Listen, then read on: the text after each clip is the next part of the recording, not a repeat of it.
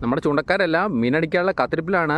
ഈ വറ്റ പോലുള്ള മീനുകൾ ഇവിടെ കിടന്ന് കളിക്കുന്ന മീനുകളല്ല, അവർ കടലിൽ നിന്ന് ഇങ്ങോട്ട് കൂട്ടമായിട്ട് കയറി വരുന്നതാണ്. വേലിയേറ്റ സമയത്ത് ഇര തപ്പിയാണ് അവർ കൂടുതലും കടലിൽ നിന്ന് ഇങ്ങോട്ട് കയറി വരിക. ചെറിയ ചെമ്മീൻ കൂട്ടങ്ങളൊക്കെ ഇവിടെ ഉണ്ടെങ്കിൽ ഫുൾ അവന്മാരെ അടിച്ചു തീർത്തിട്ടേ അവന്മാർ തിരിച്ച് കടലിലേക്ക് പോകത്തുള്ളൂ. വേലിയിറക്കം തുടങ്ങി കഴിയുമ്പോൾ വന്ന സ്പീഡിൽ തന്നെ അവർ തിരിച്ച് കടലിലേക്ക് പോകും. അതിനുള്ളിൽ തന്നെ നമുക്ക് അവന്മാരെ കൊടുക്കണം. നമ്മുടെ ചൂണ്ടയുടെ റേഞ്ചിൽ അവന്മാർ എത്തുകയാണെങ്കിൽ ഉറപ്പായിട്ടും നമ്മുടെ ജീവനുള്ള ചെമ്മീനെ അവന്മാർ സ്ട്രൈക്ക് ചെയ്യും. അതിനുള്ള കാത്തിരിപ്പിലാണ് നമ്മുടെ ചൂണ്ടക്കാരും. മച്ചന്മാരെ, ഇത് നമ്മൾ ഈ സ്പോട്ടിൽ പ്രയോഗിക്കാനായിട്ട് കൊണ്ടുവന്നിട്ടുള്ള ജീവനുള്ള ചെമ്മീനാണ്. ഇവരെ നമ്മൾ മീൻപിടുത്തം തീരുന്നവരെ ജീവനോടെ തന്നെ നിലനിർത്തണം. അതിനായിട്ട് ഒന്നെങ്കിലും ഒരു കൊല്ലിയിലാക്കിയിട്ട് ഇവരെ കായൽ വെള്ളത്തിൽ കെട്ടിയിടണം, അല്ലെങ്കിൽ ഇതുപോലെ ഒരു തോർത്ത് നനച്ചിട്ട് അതിൻ്റെ മുകളിൽ ഇതുപോലെ സ്പ്രെഡ് ചെയ്തിടണം. എന്നാൽ മാത്രമേ ഇവരെ നമുക്ക് ജീവനോടെ തന്നെ നിലനിർത്താനായിട്ട് പറ്റത്തുള്ളൂ. മച്ചന്മാരെ, അപ്പോൾ അയച്ചേട്ടൻ കാശ് ചെയ്തിട്ടിരിക്കുകയാണ്. ഈ തവണ അല്പം ലോങ്ങിലേക്കാണ് അടിച്ചിട്ടിരിക്കുന്നത്. നമുക്ക് അവിടെ നിന്ന് അടി കിട്ടാൻ നല്ല ചാൻസ് ഉള്ള ഒരു സ്പോട്ടിലേക്കാണ് കാശ് ചെയ്തിട്ടിരിക്കുന്നത്. ഇനി വെയിറ്റിങ്ങിനുള്ള സമയമാണ്. ഡ്രാഗ് ഫുൾ ടൈറ്റാണ്. അടിച്ച് കഴിഞ്ഞിട്ടുണ്ടെങ്കിൽ ഉറപ്പായിട്ടും കരയിൽ കയറും എന്നുള്ള കാര്യം ഉറപ്പാണ്. മച്ചന്മാരെ, ചെമ്മീൻ കാശ് ചെയ്തിട്ടിട്ട് അയച്ചേട്ടൻ മീനടിക്കാനുള്ള വെയിറ്റിങ്ങിലാണ്. ഇപ്പോൾ സ്ട്രൈക്ക് കിട്ടിയിരുന്നു. ഉറപ്പായിട്ടും ചൂണ്ടയുടെ അടുത്ത് മീനുണ്ട്. ഏത് നിമിഷം വേണമെങ്കിലും വീണ്ടും നമുക്ക് ചൂണ്ടയിൽ സ്ട്രൈക്ക് കിട്ടാം. സ്ട്രൈക്ക് കിട്ടി കഴിഞ്ഞിട്ടുണ്ടെങ്കിൽ അതേസമയം ഒന്ന് വെയിറ്റ് ചെയ്ത് എത്രയും പെട്ടെന്ന് തന്നെ ഹുക്കപ്പ് കൊടുത്ത് അവനെ കരയിൽ കയറ്റാനുള്ള ശ്രമം നടത്തണം. കൂടുതലിപ്പോൾ വറ്റകളാണ് നമുക്ക് സ്ട്രൈക്ക് വന്നുകൊണ്ടിരിക്കുന്നത്.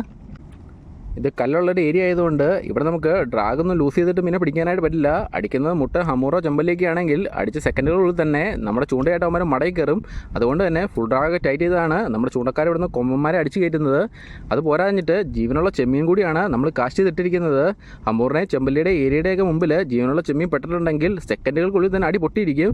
പിന്നെ നമ്മൾ അധികം ചെറുതായിട്ടൊന്ന് ലൈറ്റായി കഴിഞ്ഞിട്ടുണ്ടെങ്കിൽ അവന്മാർ നമ്മുടെ ഡ്രാഗ് എടുത്തുകൊണ്ട് നേരെ കല്ലുകളുടെ ഇടയിലേക്ക് കയറും. അതുകൊണ്ടാണ് അത് അനുവദിക്കാതിരിക്കാൻ വേണ്ടിയാണ് ഡ്രാഗ് നമ്മൾ ഫുൾ ടൈറ്റ് ചെയ്യുന്നത്. ഇവിടെ മച്ചന്മാരെ, കാത്തിരിപ്പിനൊടുവിൽ തകർപ്പനൊരു വറ്റയാണ് നമുക്ക് കിട്ടിയിരിക്കുന്നത്.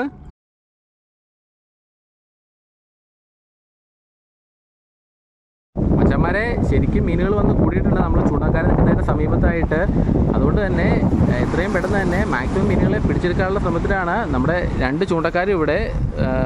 സുധീരേട്ടനോ അതുപോലെ തന്നെ നിസാർക്കയും ഏത് നിമിഷം വേണമെങ്കിലും ഒരു മാർഗ സ്ട്രൈക്ക് നമ്മുടെ ചൂണ്ടക്കാരുടെ ചൂണ്ടകളിൽ പ്രതീക്ഷിക്കാം.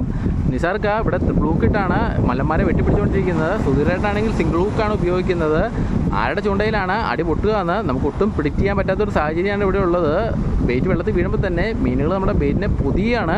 കൂടുതലും നച്ചറ, അടു, കട്ര, ഏരി പോലുള്ള മീനുകളാണ് നമ്മുടെ ബെയ്റ്റിനെ അപ്രോച്ച് ചെയ്യുന്നത്.